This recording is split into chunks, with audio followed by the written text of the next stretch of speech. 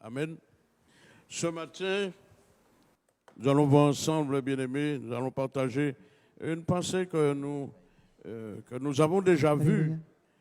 L'apôtre Paul avait dit, je ne me lasse de vous répéter les mêmes choses, parce que pour vous, cela est salutaire. Amen. Le serviteur de Dieu, ce matin, bien-aimé, a touché un verset. Et je vais également le toucher parce qu'il fait partie de ce message que nous allons entendre ce matin de la part du Seigneur. Il a touché Jacques chapitre 1er, le verset 25. On ne va pas le prendre parce que ce n'est pas l'élément premier. Jacques chapitre 1er, le verset 25 dit « Celui qui aura plongé les regards dans la loi parfaite, la loi de la liberté, et qui a été persévérant, n'étant pas un auditeur oublieux, mais se mettant à l'œuvre, celui-là sera heureux dans son activité. » Nous avons le devoir, bien-aimés, de regarder au Seigneur. Beaucoup regardent un petit peu à droite et à gauche. Certains regardent aux hommes, à leur manière de marcher, leur manière de parler, même à leurs enseignements. Vous savez, l'enseignement, la Bible dit, Apollos avait reçu quelque chose et ce qu'il avait reçu, il le disait avec exactitude. Mais en réalité, bien aimé, il lui manquait tout. Il n'avait encore rien reçu. Et pour cela que celui qui croit connaître n'a pas encore connu comme il faut connaître. Amen. C'est aussi l'apôtre Paul qui le dit. Nous avons besoin de connaître. Amen, bien-aimé. Parce que nous vivons dans un temps où on ne sait plus qui est chrétien et qui ne l'est pas. Qui est homme et qui est femme. On ne sait pas trop. Amen, bien-aimé. On ne sait pas trop qui est un homme, qui est une femme. Et le gouvernement va dans ce sens-là. Amen. Il y a plein de choses qui sont dites, qui sont exprimées pour que plus personne ne parle d'homme, ne parle de femme, ne parle de fille, ne parle de garçon. On veut que même l'écuménisme soit considéré comme la loi parfaite, la loi réelle, la direction à suivre. Le Seigneur a donné des consignes, bien-aimés. Le titre du message ce matin, c'est « Es-tu sûr d'avoir fait le bon choix ?» As-tu réellement fait le bon choix? Ce n'est pas tout de venir à l'église, bien-aimé. Ce n'est pas tout de participer à des exercices dits spirituels. Ce n'est pas tout. Le Seigneur a donné des prescriptions. Et même dans l'Ancien Testament, le Seigneur avait commencé. Rappelez-vous, dans Deutéronome, le chapitre 30, le verset 15, le Seigneur a dit, « Vois, je mets aujourd'hui devant toi la vie et le bien, la mort et le mal. » Nous nous rappelons de ça, bien-aimés. Ça, c'est dans Deutéronome, au début, tout au début de l'histoire de la Bible. Il dit aussi dans Deutéronome chapitre 11, verset 26, « Vois, je mets aujourd'hui devant vous la bénédiction et la malédiction. » Deutéronome chapitre 30, verset 19, on va le lire. Deutéronome chapitre 30, verset 19. « J'ai mis devant toi la vie et la mort, la bénédiction et la malédiction. » Verset 19. On peut le lire. Merci ma soeur de me le lire. Deutéronome chapitre 30, verset 19.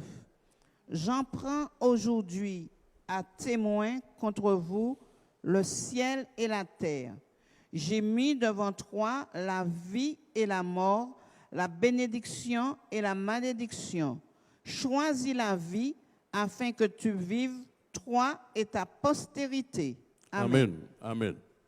Nous voyons, bien aimé, dès le départ, dès le commencement, alors que les hommes ne savaient pas où donner la tête, les hommes ne savaient pas trop quoi faire par rapport aux prescriptions que le Seigneur avait données.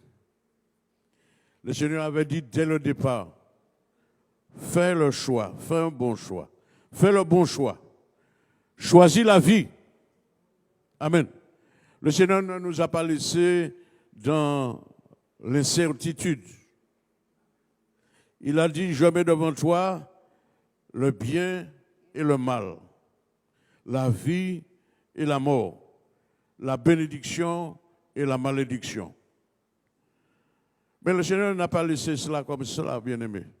Le Seigneur a continué à donner des prescriptions à son peuple parce que, vous savez, le peuple de Dieu, même celui que nous sommes aujourd'hui, est encore un peuple au cou raide. Le peuple de Dieu est un peuple, a toujours été et encore un peuple difficile. Il faut lui expliquer longtemps. Amen. Le peuple de Dieu a des difficultés à comprendre parce que la majeure partie de ceux qui conduisent le peuple de Dieu, ceux-là le conduisent sans l'esprit. Beaucoup d'hommes conduisent le peuple de Dieu comme Apollos le faisait par rapport à ce qu'il avait appris, par rapport à ce qu'il avait compris. Apollos était un homme intelligent, selon la chair. Il était un homme instruit, mais il n'était pas un homme spirituel. Et Dieu veut que ceux qui conduisent son peuple aujourd'hui soient des hommes spirituels. Parce que l'homme spirituel est un homme sage. Amen, bien-aimé. L'homme spirituel n'est pas un homme fou. Amen. L'homme spirituel n'est pas un homme qui égare le peuple. L'homme spirituel, c'est un homme en qui le Seigneur a mis son esprit. Et il conduit le peuple de Dieu dans la voie sûre, dans la voie droite. Amen. Amen, bien-aimé. Amen. Le Seigneur a donné ses prescriptions, ses enseignements dès le départ, pour que les hommes puissent, au début, au commencement, savoir qu'ils ne pouvaient pas faire de mélange.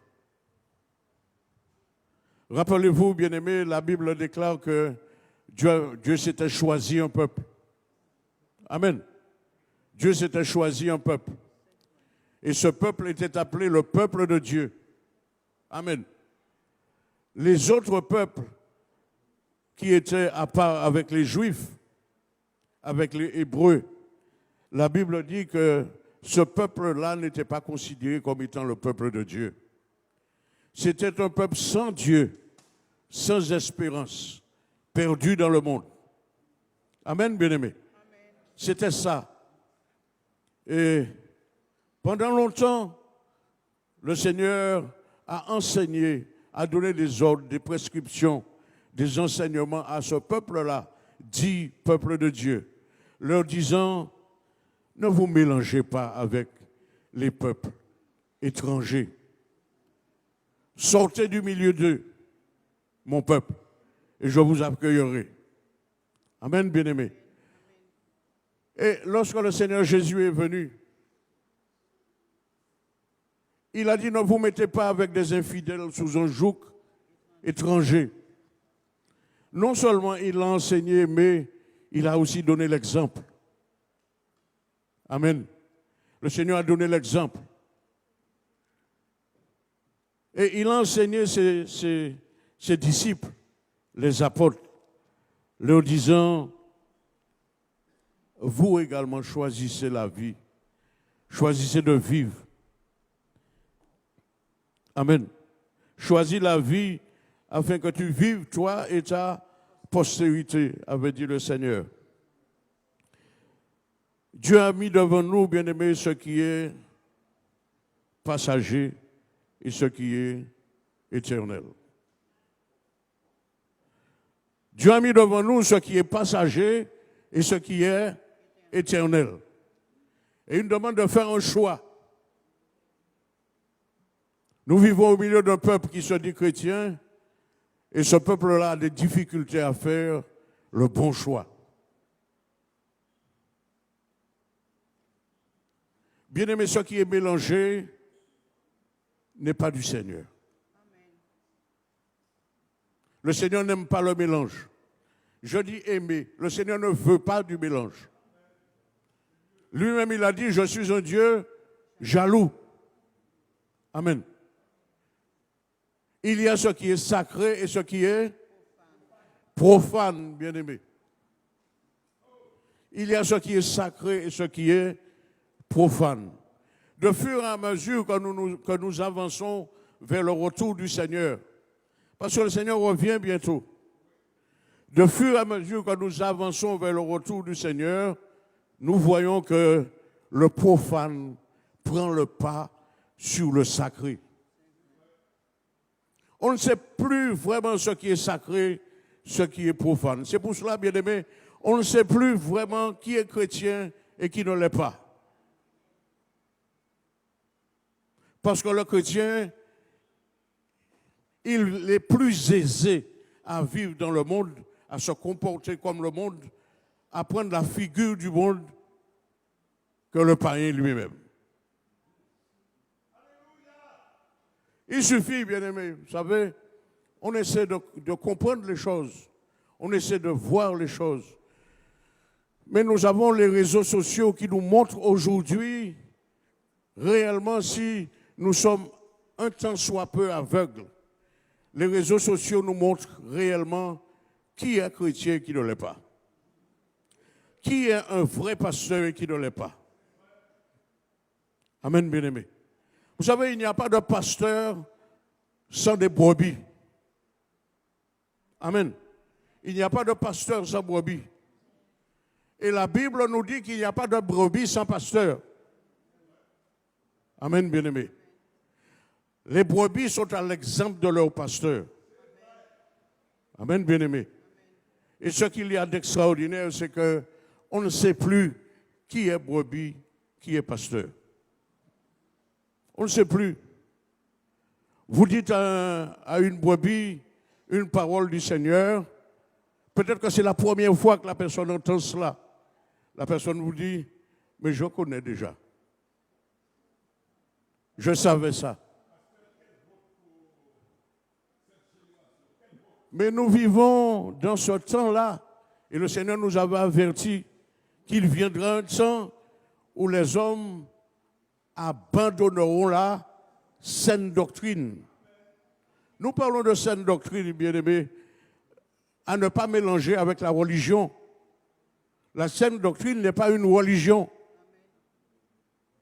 C'est comme le Seigneur, le serviteur disait ce matin, la saine doctrine, c'est l'évangile. C'est ça? C'est ça, bien-aimé. Ça n'avait jamais existé. On n'avait jamais parlé avant le Seigneur, avant la venue du Seigneur. On n'avait jamais parlé de l'évangile. Oui ou non, bien-aimé? C'est dans le Nouveau Testament qu'on en parle. Et c'est lorsque le Seigneur est venu qu'on a parlé de l'évangile. Il a été écrit que l'évangile, c'est la puissance de Dieu pour le salut de quiconque croit, du juif premièrement, puis... Donc c'est la puissance de Dieu pour le salut de l'humanité. Que l'on soit juif, que l'on soit grec, que l'on soit homme, que l'on soit femme. L'évangile, c'est la puissance de Dieu pour le salut. Alors certaines personnes disent, mais il est trop tard pour remettre de l'ordre.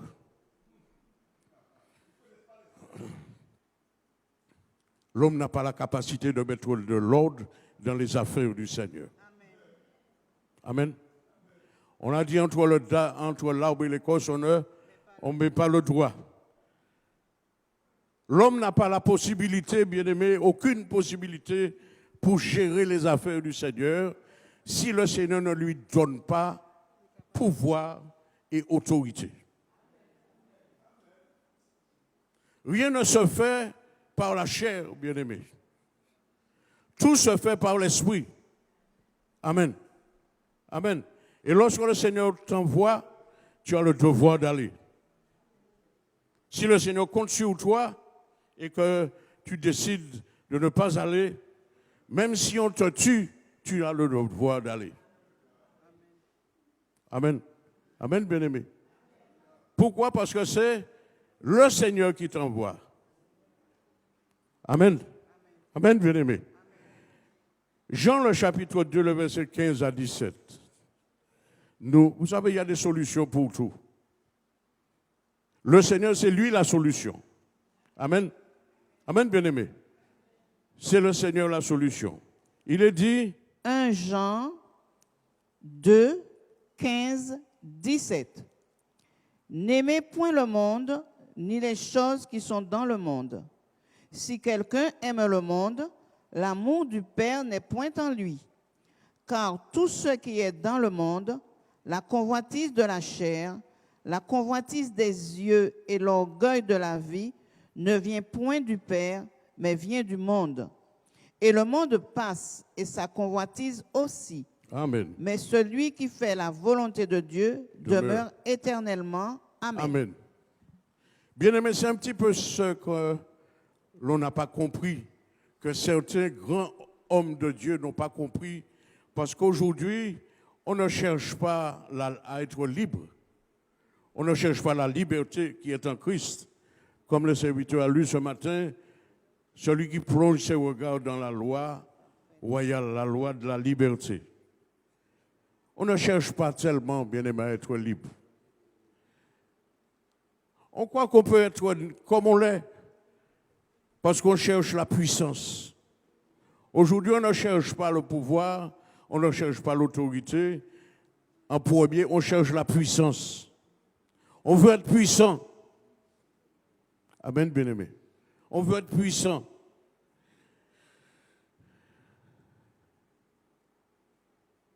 Il a existé un homme, bien-aimé, lorsque Philippe était descendu à la Samarie. Simon ne cherchait pas vraiment le Seigneur. Il avait entendu parler du Seigneur, il avait vu que par rapport au dire que c'était un homme extraordinaire, qu'il était capable de tout changer, que pour lui, rien n'était impossible. Il a dit, j'aurais donné ma vie à cet homme. Mais j'aurais donné ma vie à cet homme pour être puissant. Parce que, bien aimé, lorsque Simon a donné sa vie au Seigneur, il cherchait la puissance pour faire comme font les apôtres. Amen. Vous vous rappelez ce que Paul lui avait dit, Pierre lui avait dit, après qu'il ait voulu avoir le Saint-Esprit pour faire comme eux. C'est pas ça, bien-aimé? Il voulait avoir le Saint-Esprit pour faire comme eux. Donc il voulait être puissant. Il voulait de la puissance que donne l'Évangile. Mais il ne voulait pas du Seigneur. Si tu n'as pas le Seigneur, tu n'es pas puissant. C'est avec le Seigneur que tu es puissant. C'est si le Seigneur est en toi que tu es puissant. Amen, bien-aimé. Amen, bien-aimé. Alléluia. Rappelez-vous, le Seigneur a dit, il n'y a aucune condamnation pour ceux qui sont en Jésus-Christ. Il n'y a aucune condamnation pour ceux qui sont en Jésus-Christ. Pierre lui a dit, mon cher, tu veux être puissant. Je vois derrière ta tête. Tu veux être puissant. Mais tu es dans un fiel amer. Tu es encore dans un fiel amer et dans les liens de l'iniquité. Comment peux-tu être puissant? Comment veux-tu être puissant dans l'état dans lequel tu te trouves? Si tu es puissant dans l'état dans lequel tu te trouves, tu as la puissance du diable. C'est pas ça, bien-aimé? Parce que la Bible dit que le diable est puissant.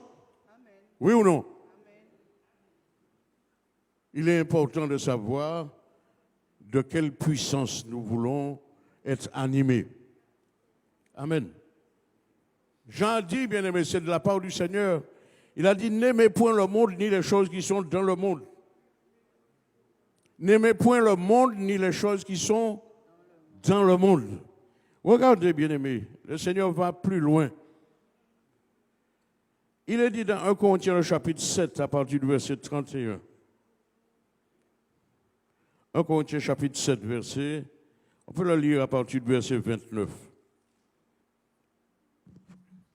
1 Corinthiens 7, 29. Voici ce que je dis, frères, c'est que le temps est court, que désormais ceux qui ont des femmes soient comme n'en ayant pas, ceux qui pleurent comme ne pleurant pas, ceux qui se réjouissent comme ne se réjouissant pas, ceux qui achètent comme ne possédant pas, et ceux qui usent du monde comme n'en usant pas, car la figure de ce monde passe. Amen. Amen. Amen, bien-aimés. Si nous avons compris cela, nous avons tout compris. Bien-aimés, tout passe. Ici-bas, tout va passer. L'homme va passer. La femme va passer. Les biens de ce monde vont passer.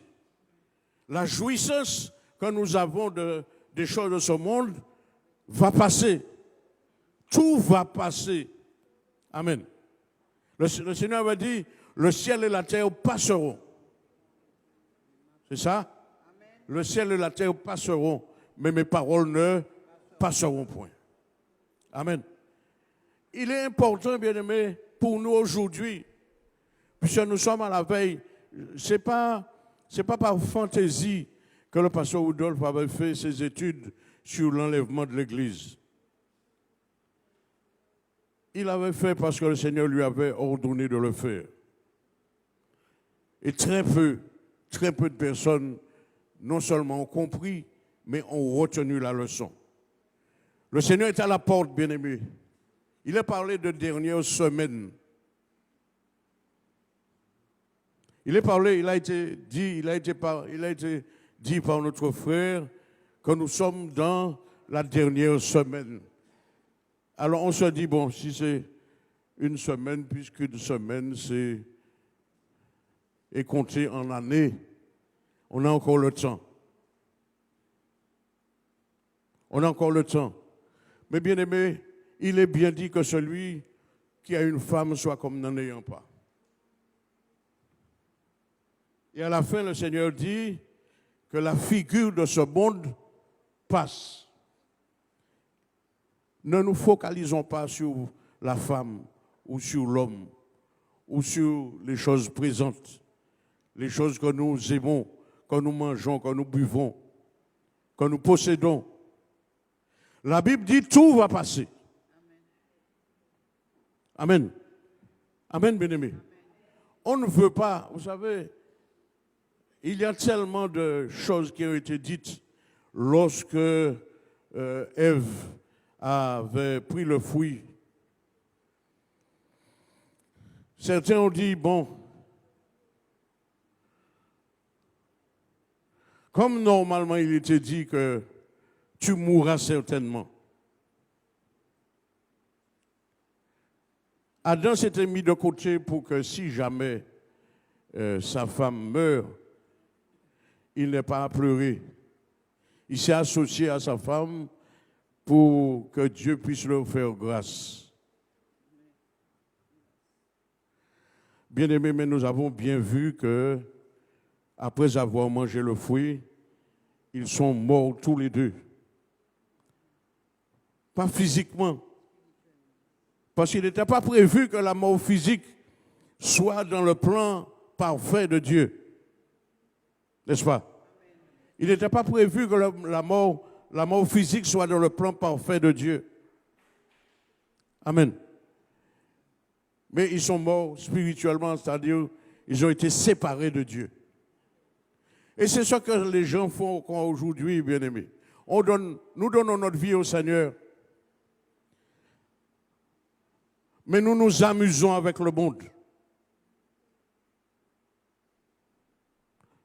Nous donnons notre vie au Seigneur, mais nous préférons encore vivre avec le monde, dans le monde. Nous associer au monde pour tout. Pas vrai, bien-aimé? On s'associe encore au monde pour tout faire. Pour quelles que soient les activités, nous nous associons au monde. La Bible dit que le monde va passer. Mais si tu t'associes au monde, tu passeras aussi avec le monde. Amen. Ce n'est pas inutilement que Jean avait dit, N'aimez point le monde ni les choses qui sont dans le monde. Cependant, on va se dire que la Bible est certainement un livre à paradoxe. La Bible se contredit des fois, puisque la Bible déclare que Dieu a tant aimé le monde qu'il a donné son Fils unique, afin que quiconque croit en lui ne périsse point, mais qu'il ait la vie éternelle. Si Dieu a tant aimé le monde, que sommes-nous pour ne pas aimer le monde? Mais dans quel but? Quel est le but du Seigneur en aimant le monde, en manifestant son amour au monde? Il a dit, je suis venu chercher et sauver les perdus. Si tu t'associes au monde, examine-toi pour savoir dans quel but. Est-ce que c'est dans le but de sauver le monde? On ne réfléchit même pas sur ça, bien-aimé. Le Seigneur est rentré dans le monde, il a donné sa vie, mais c'était pour le salut du monde. Et comme ambassadeurs, nous sommes des ambassadeurs de Christ, bien-aimés. La Bible dit nous faisons fonction d'ambassadeurs pour Christ. C'est pas ça? Amen. Donc, si nous nous associons au monde, c'est dans le but de sauver, comme l'apôtre Paul avait dit, au moins quelques-uns. Amen. Amen, bien-aimé. Alléluia. Le Seigneur avait dit que même celui que l'on considère comme un sage ici-bas, l'homme sage, vous savez, il y a des sages dans le monde. N'est-ce pas, bien-aimé? Il y a des hommes sages dans le monde. Mais le Seigneur nous demande de ne pas nous confier dans ces hommes qui se disent sages. Parce que les sages de ce monde sont des rusés. Amen. Les sages de ce monde peuvent nous prendre dans leur piège. Donc, des fois, on se dit, on va faire une sélection dans le monde pour savoir qui on va garder et qui on va retrancher. Notre sélection ne plaira jamais au Seigneur. Amen, bien-aimé. Nous devons savoir pourquoi nous sommes dans le monde, là où le Seigneur nous envoie dans le monde. Des fois, on se dit, bon, j'ai besoin de repos, j'ai besoin de ceci, j'ai besoin de cela, j'ai besoin. Ce n'est pas tout le temps travail, église, travail, maison, dormir, lever, travail, l'église. J'ai besoin. Mais chacun de nous, bien aimés, nous avons des besoins. Amen. Mais que nos besoins puissent glorifier le nom du Seigneur. Même si c'est un besoin que nous avons d'aller en Thaïlande, d'aller voir, d'aller faire, etc., il faut que nos besoins puissent servir à la gloire du Seigneur. 1 Corinthiens chapitre 3, verset 19-20 dit, 1 Corinthiens chapitre 3, verset 19 à 20. 1 Corinthiens 3, 19, 20. Car la sagesse de ce monde est une folie devant Dieu. Aussi est-il écrit, il prend les sages dans leur ruse. Et encore, le Seigneur connaît les pensées des sages. Il sait qu'elles sont vaines. Amen. Amen. Amen. Les pensées des sages sont, ne nous laissons pas tromper, bien-aimés, par le monde. Ne nous laissons pas tromper par le monde. Parce qu'en réalité, la majeure partie des hommes d'État, des présidents, des rois, de ceux qui sont élevés en dignité au niveau des nations, des gouvernements et tout, ils sont considérés comme des sages. Oui ou non, bien-aimés? Ce sont des sages. Ils ne doivent pas l'être à nos yeux. Ces hommes-là ne doivent pas être considérés comme des sages à nos yeux. Parce que si nous les considérons comme des sages, nous ne leur annoncerons jamais la parole de Dieu. Amen, bien-aimés. Nous devons les considérer comme des perdus. Et en qualité de perdus, si nous allons vers eux dans le monde, c'est dans le but de leur dire au moins, Monsieur le Président, Jésus vous aime. Monsieur le directeur, Jésus vous aime. Amen, bien-aimé. Ça doit être ça, notre priorité. Parce que le Seigneur nous a dit de ne pas aimer le monde. Amen. Et le paradoxe va encore plus loin, bien-aimé. La Bible dit tout est à vous. C'est pas ça? Le Seigneur a dit tout est à vous. Soit Paul, soit Apollos, soit la vie, soit la mort, soit le monde, tout est à vous et vous êtes à Christ. Mais c'est la vérité, bien-aimé. Nous sommes à Christ et puisque nous sommes à Christ, tout est à nous. Oui ou non? Amen. Mais dans le but de sauver pour le Seigneur, dans le but de faire l'œuvre du Seigneur, dans le but d'annoncer l'évangile partout où nous allons. Amen. Puisque Jacques le dit, bien-aimé, ne savez-vous pas que l'amour du monde est une inimitié contre Dieu? Le monde n'aime pas Dieu, bien-aimé. Le monde ne veut pas entendre parler de Dieu. Amen. Je dis à quelqu'un, est-ce que tu connais le Seigneur Jésus? Il me dit, c'est qui moun? La personne a entendu déjà parler du Seigneur. Mais pour te faire comprendre qu'il ne veut pas de celui-là, il n'a pas besoin de celui-là. Ce n'est pas la peine d'insister. Amen. Combien de fois nous sommes tombés sur des gens leur parlant du Seigneur et la personne vous dit, je n'ai pas besoin de ça, ou dit, moi, ça c'est rien que pas on dit, moi, je n'ai pas besoin de ça. Nous ne sommes pas des philosophes, bien-aimés. La Bible n'est pas un livre de philosophie. Amen. La Bible, c'est la puissance de Dieu pour sauver. Amen, bien-aimés. Et c'est pour cela que le Seigneur avait dit, aux apôtres, prêche la parole, prêche l'évangile, en toute occasion, favorable ou non. Qui est content, qui n'est pas content, prêche l'évangile, parce que c'est pour le salut.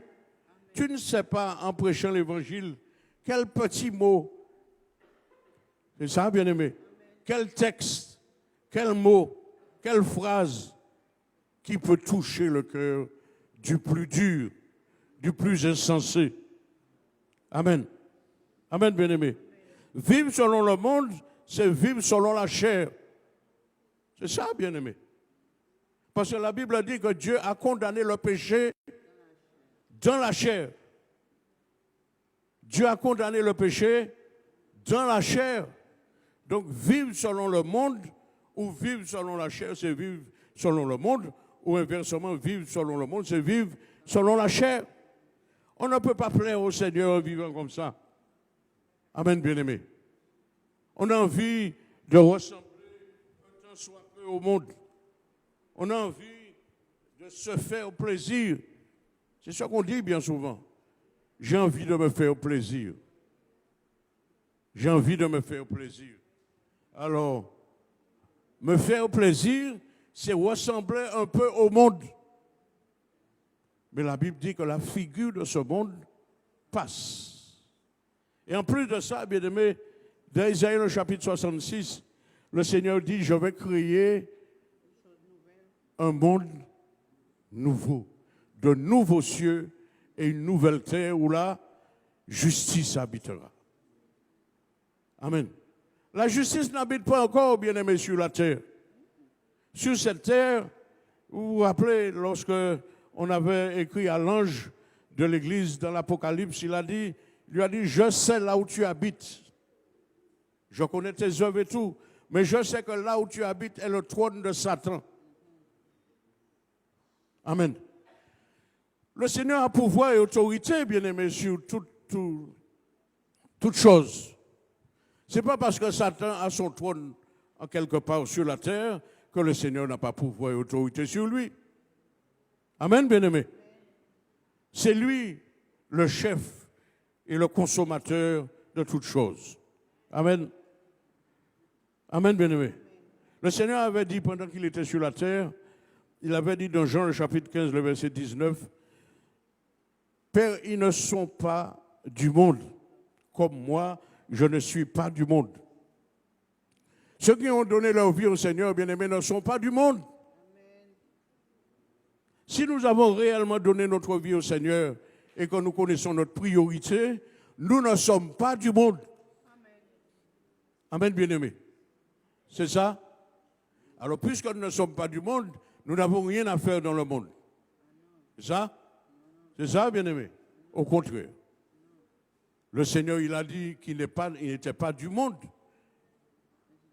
Et cependant, il était dans le monde afin de gagner les âmes, afin de sauver quelques-uns. Amen. Il est dit dans Jean chapitre 15, verset 19, si vous étiez du monde, le monde aimerait ce qui est à lui. Le monde vous aimerait si vous étiez du monde.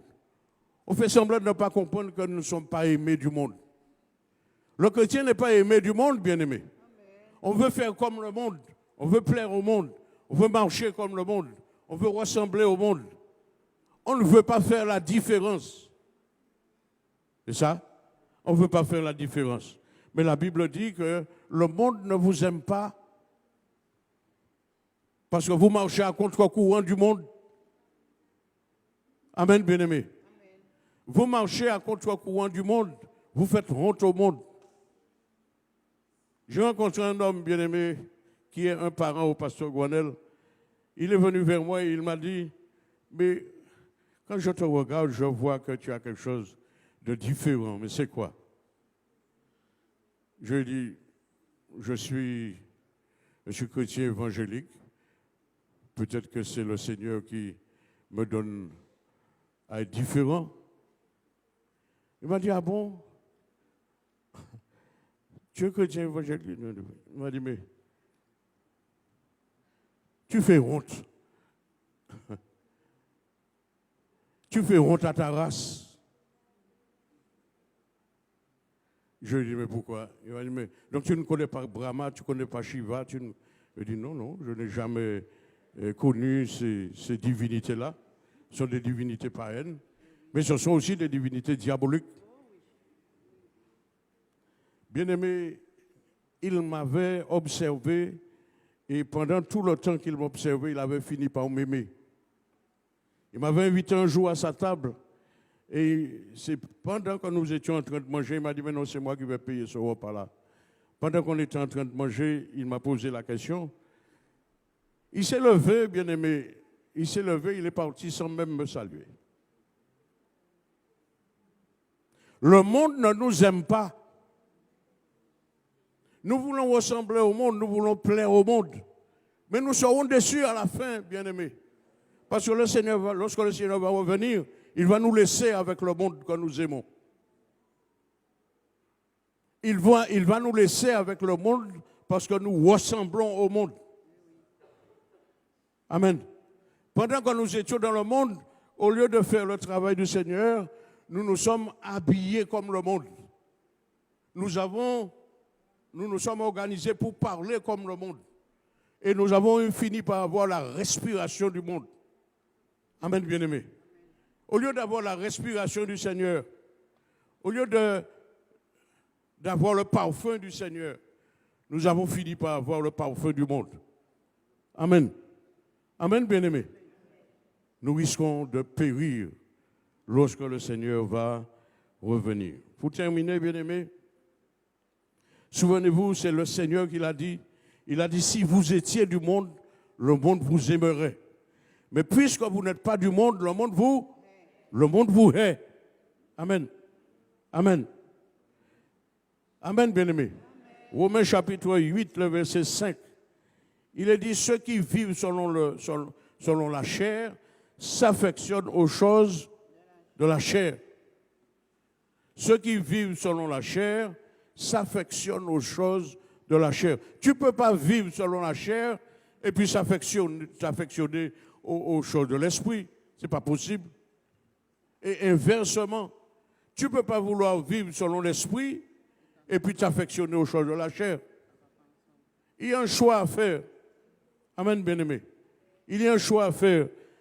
Ce matin, As-tu fait le bon choix? Es-tu sûr d'avoir fait le bon choix? Il faut être certain de cela aujourd'hui. Il faut être sûr d'avoir fait le bon choix. Parce que la Bible dit, pour être sauvé, il faut avoir reçu l'amour de la vérité pour être sauvé. Il faut avoir reçu l'amour du Seigneur pour être sauvé. Amen, bien-aimé. Sinon, ce n'est pas la peine. Que Dieu nous garde, qu'il nous bénisse, bien-aimé, qu'il nous aide à comprendre qu'il est urgent de faire ce choix-là, de choisir Jésus. Même si nous ne sommes pas aimés, même si nous ne sommes pas compris, même si nous ne sommes plus respectés. Parce que quand on vit dans le monde, on est respecté. N'est-ce pas? Moi, lorsque je vivais dans la débauche, bien aimé, que j'étais un homme qui aimait festoyer. Eh bien, sans moi, rien n'était bien. Et on venait me chercher à la maison, on me disait, mais je sais où nous attendons. Le monde aime ce qui est à lui. Amen. Et dès lors que j'ai décidé de lâcher le monde, de finir avec le monde, parce que bien aimé, c'est un choix personnel. Ce n'est pas quelqu'un qui va vous dire, mais non, fais-le, c'est bon. Même si vous n'avez pas reçu cette conviction venant du Seigneur, vous êtes encore dans le monde. Amen. Amen, bien aimé. Faisons ce choix ce matin. Faisons ce choix. C'est le bon choix.